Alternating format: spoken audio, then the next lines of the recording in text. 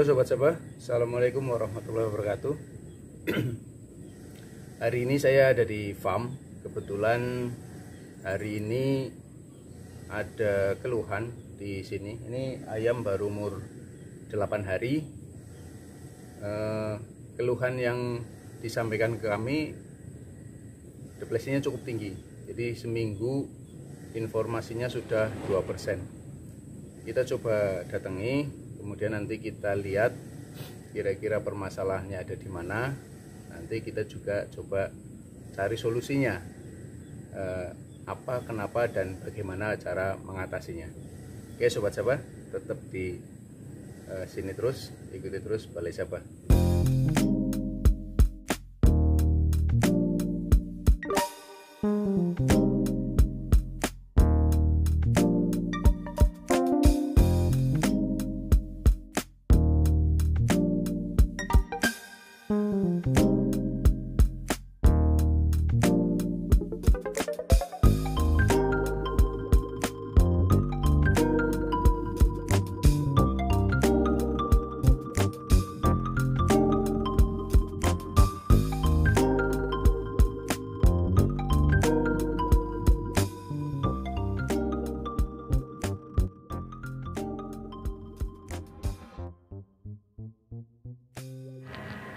Sobat Sabah, ini kalau kita lihat memang ya, ini lantai 1, populasi 23.000 ekor, check-in tanggal 3 April.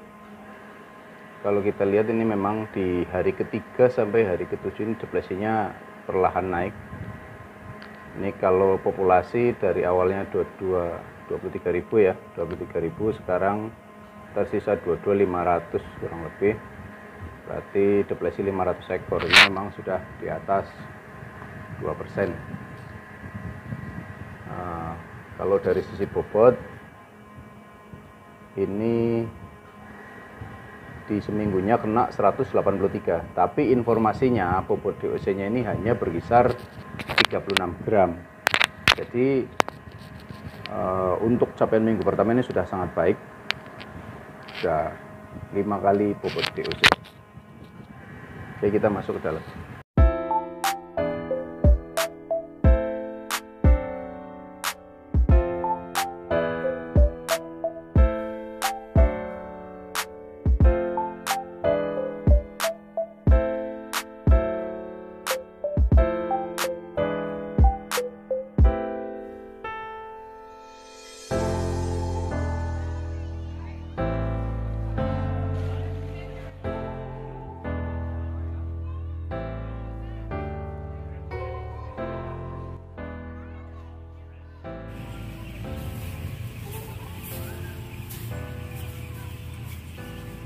Oke Sobat Sabah, kita coba cek dulu ayamnya di kandang. Kita jalan, liatin kondisinya di dalam kandang seperti apa.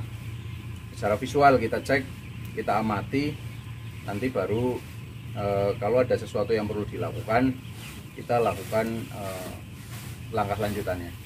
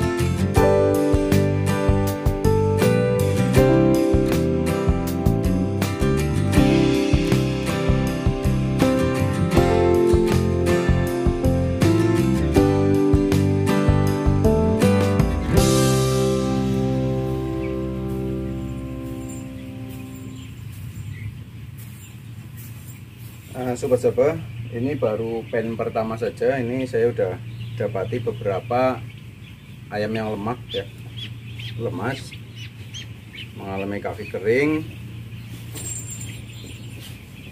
ada gangguan pernafasan juga,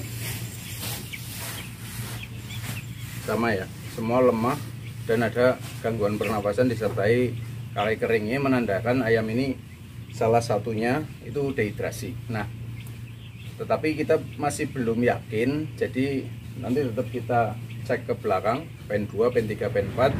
Kemudian setelah itu kita nanti akan melakukan langkah nekropsi atau bedah bangkai nanti di depan kandang, sehingga nanti kita tahu pasti masalah yang menimpa ayam ini apa. Oke, simak terus kunjungan kita kali ini.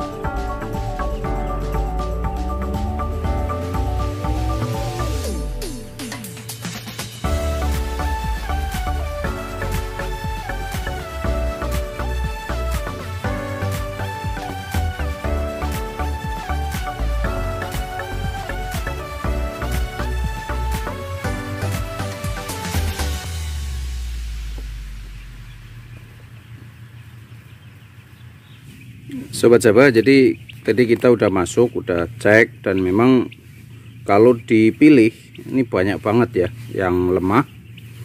Kemudian secara klinis ini terlihat ayamnya ini sakit, tidur sambil berdiri, lemah, nggak makan, nggak minum, jadi pasif, nonaktif, sebagian lumpuh, bulunya kusut. Kemudian juga yang mati udah banyak banget di dalam ya. Jadi untuk memastikan lebih baik kita lakukan nekropsi saja. Oke, kita lakukan nekropsi di luar.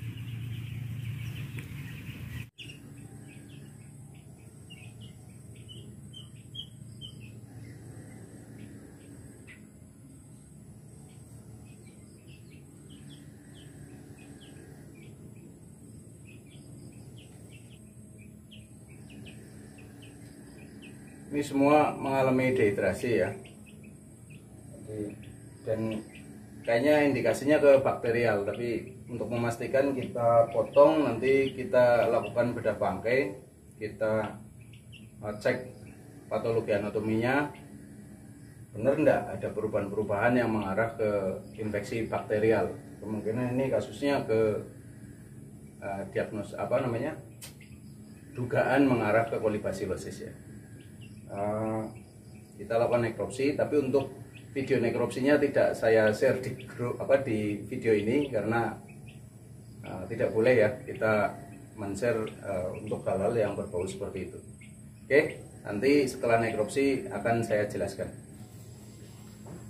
Sobat Zaba, kita udah lakukan nekropsi. Ini saya tutup dulu. Oke. Jadi yang kita temukan ini, yang pertama ada perikarditis, yaitu pengkejuan di selaput pembungkus jantung. Kemudian perihepatitis, pengkejuan yang menutup hati, sampai dengan beberapa ada yang peritonitis, ada juga yang air sakulitis. Ya intinya semuanya itu kalau mau didiagnosa sebenarnya mengarah ke infeksi bakterial E. coli. Cuma kan untuk diagnosa kan tidak hanya dari bedah bangkai, harus via laboratorium ya. Tetapi atas dasar hal seperti ini, kalau misalkan nanti diskusi dengan dokter hewan, biasanya nanti rujukannya atau resepnya itu mengarah ke penanganan infeksi bakterial E. coli. Yang bisa dilakukan apa saja, karena ini sudah sistemik ya, sudah di hampir seluruh bagian dalam itu sudah ada. Kalau yang sudah parah seperti ini biasanya langsung mati. Tetapi untuk yang belum mati, nah ini kita bisa treatment medikasi dengan antibiotik. Yang pertama mungkin di golongan fluoroquinolone. Contohnya apa? Contohnya enrofloxacin ya. Tetapi yang perlu digarisbawahi, enro ini jenis antibiotik yang sangat mudah resisten. Jadi dosisnya harus benar-benar tepat, pemberiannya harus tepat, tidak boleh kurang dosis. Kemudian yang sangat efektif saat ini itu antibiotik yang jenisnya fosfomycin. Itu pasti dipakai akan sangat efektif karena masih jarang digunakan di lapangan. Tetapi tetap sekali lagi kami mengingatkan bahwa persepan itu adalah domainnya dokter hewan. Jadi kalau rekan-rekan di lapangan menjumpai kasus serupa seperti ini, tetap hubungi dokter hewan, minta resep untuk treatment medikasinya. Oke, jadi ini contoh kasus sederhana, kita tangani langsung di lapangan. Besok kita koordinasi sama pihak inti, diskusi sama dokter hewannya atas hasil nekropsi saat ini, kemudian minta persepan untuk penanganan medikasinya, pengobatannya. Yang jelas kalau versi bedah bangkai bisa disimpulkan ini kasus kolibasilosis. Tapi nanti biar dokter hewan yang memutuskan, kita siapkan data-datanya, dokumennya untuk bisa beliau lihat nanti seperti apa. Oke, mungkin itu yang bisa saya share hari ini. Tetap terus ikuti Balai Sabah. Salam sehat, salam sabar. Assalamualaikum.